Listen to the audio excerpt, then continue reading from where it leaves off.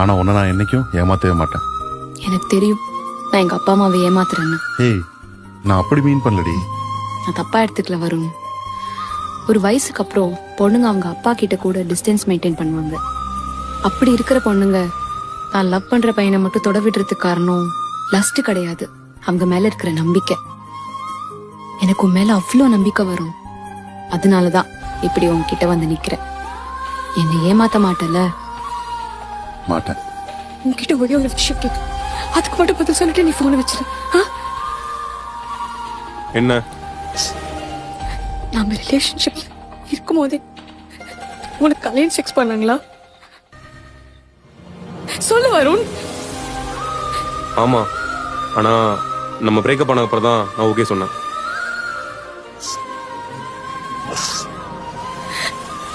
Breakup ஆகி 3 நாள் தானே ஆகுது.